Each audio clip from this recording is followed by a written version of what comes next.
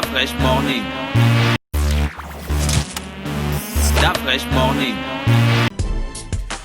Monsieur le Président assistait aux 60 ans.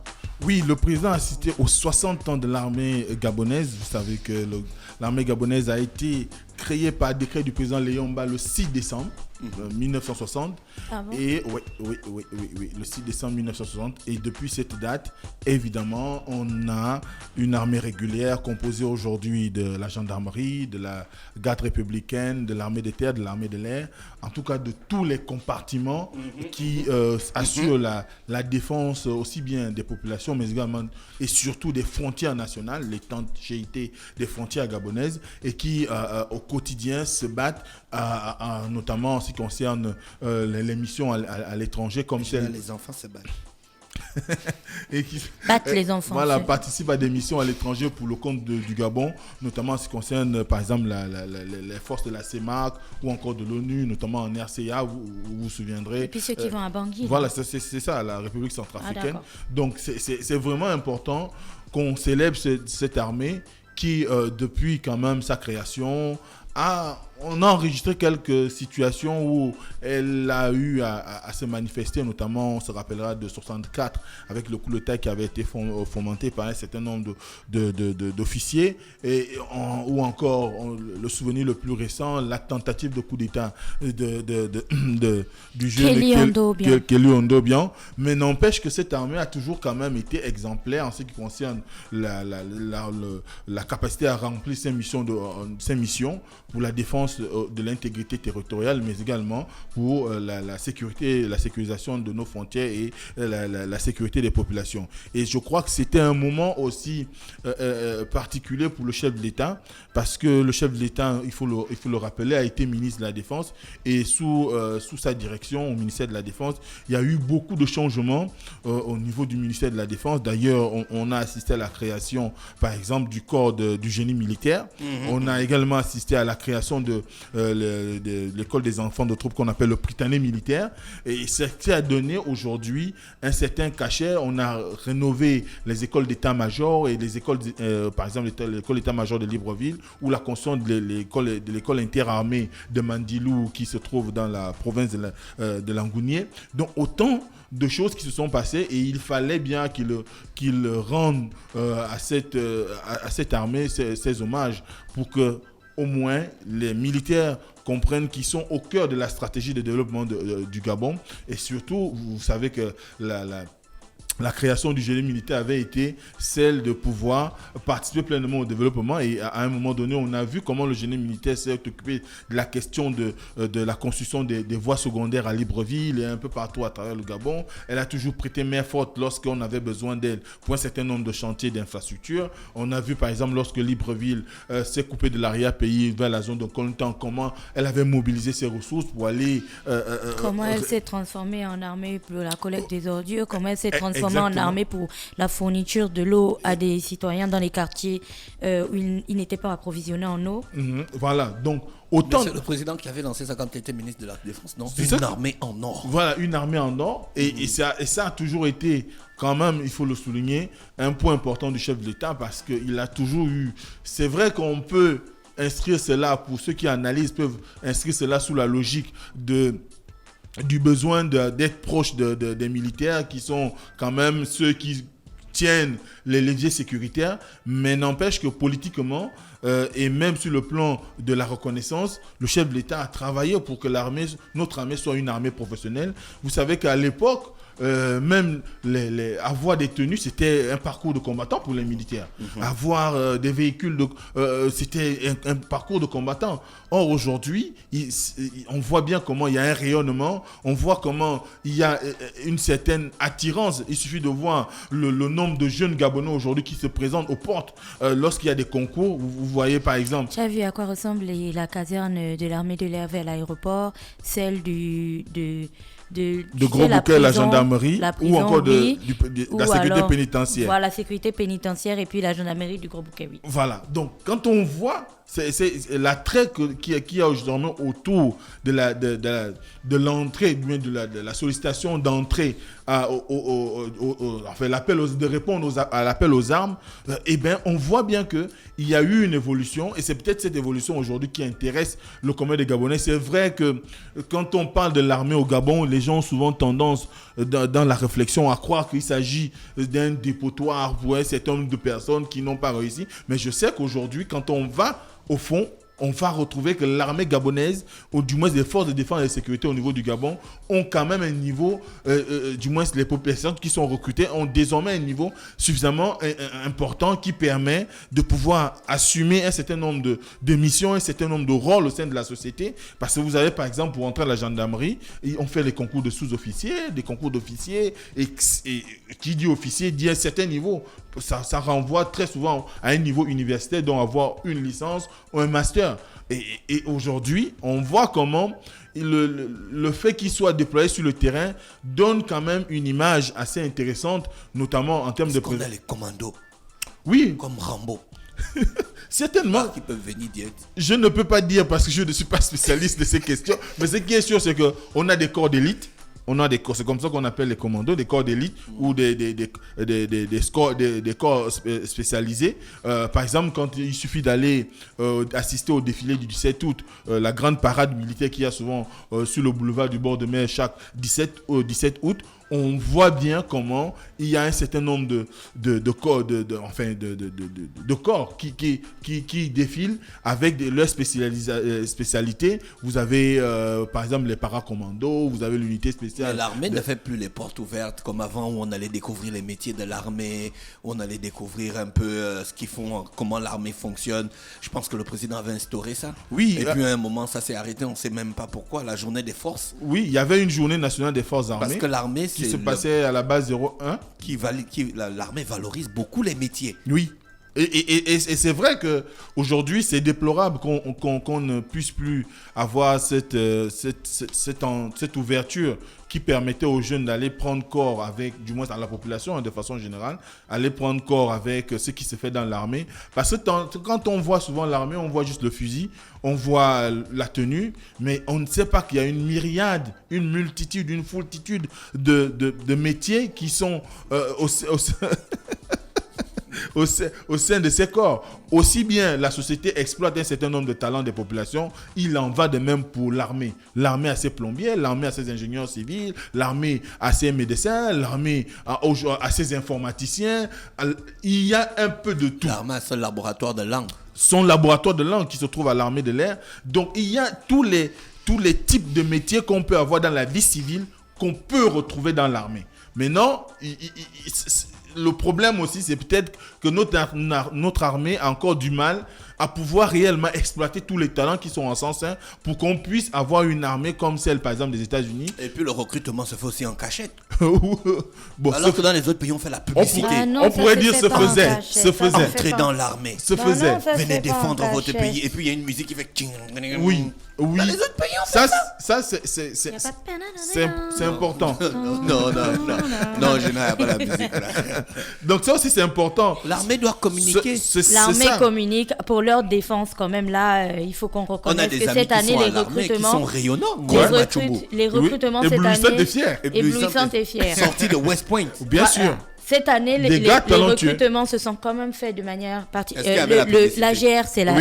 Oui, c'est l'armée. Il y a eu un appel à candidature dans l'Union. L'appel à candidature était visible de tous. Exactement. Il n'y a qu'à voir la marée humaine qui s'est déployée pour passer les tests de l'AGR. Et l'AGR avait créé même un site internet dédié pour la publication des résultats de son concours. Et ensuite, il y avait moi, je vais faire le spot de l'armée. Ils doivent me prendre. Donc, un gars qui saute direct avec l'armée à 60 ans, tu peux aller les voir et leur dire que, bon, écoutez, en cadeau, je vous offre un spot. Voilà. Il y a aujourd'hui que l'armée, avec le Prytanée militaire, participe à l'éducation d'un grand nombre de jeunes.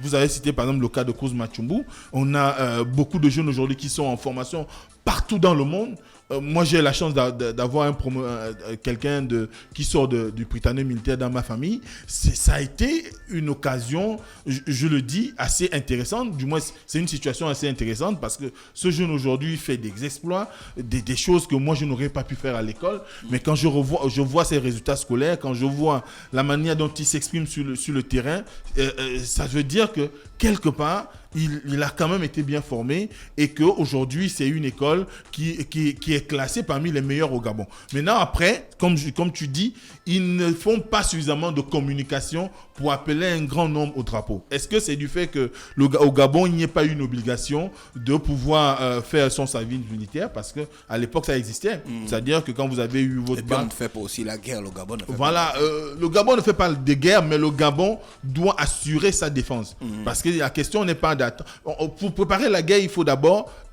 C'est en temps d'accalmie qu'on prépare la guerre. Paix, il faut préparer la guerre. Il faut préparer la guerre. Donc, ça sous-entend qu'il faut avoir aujourd'hui recours à une certaine masse, surtout dans une population aujourd'hui de plus en plus jeune, ou très jeune, et qui a des expressions et qui a besoin d'un encadrement aussi bien de l'État que des parents. Et l'État a souvent dans ses missions l'engagement de pouvoir former les jeunes à la notion de citoyenneté, à la notion de patriotisme, et cela ne peut se passer de façon efficiente et efficace que dans les corps. Pourquoi pourquoi là où on a on appelle ça comment des insuffisances, l'armée n'agit pas par exemple dans l'enseignement.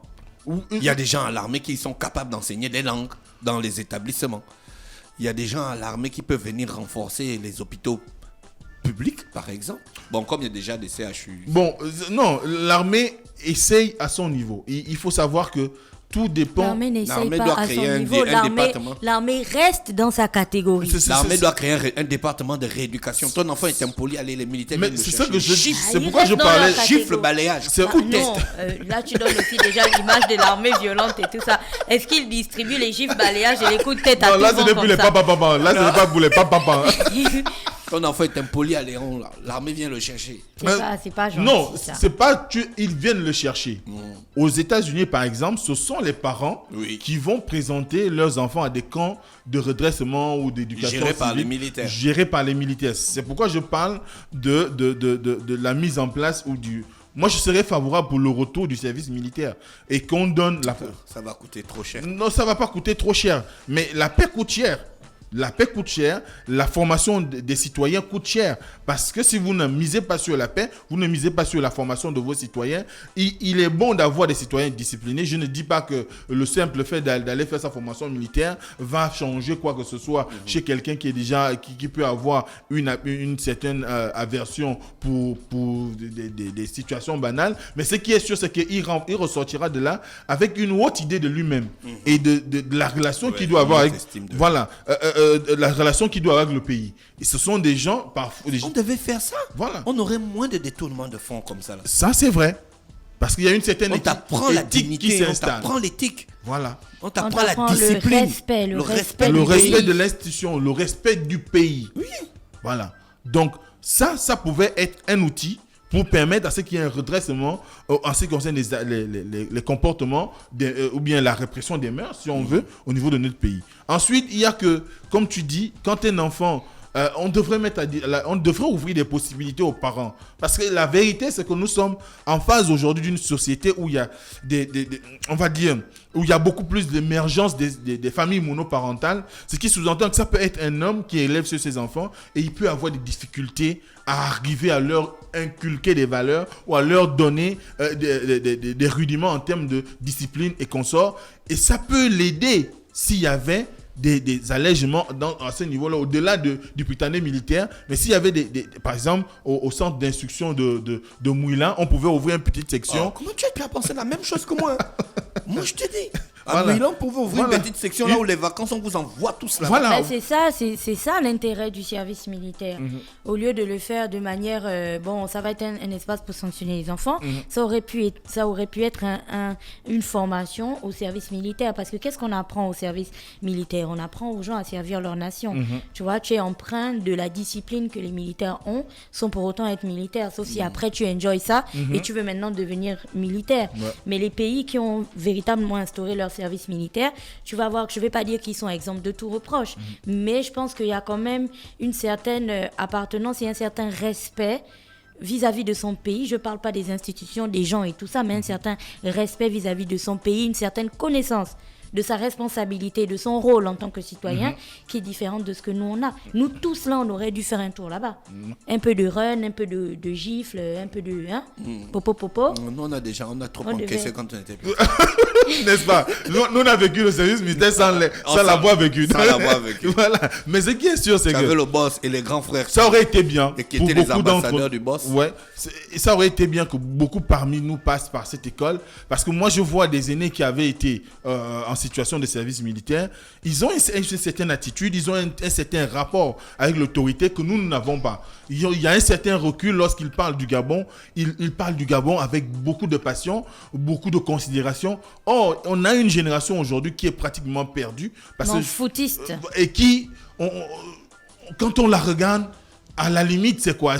L'esprit, c'est je rentre dans les fonctions et puis je prends tout ce que je peux prendre. L'anaconda. Voilà. Il dépasse même l'anaconda, je ne sais plus quel mot je peux utiliser. Toi qui ramènes la pelleteuse ici, là.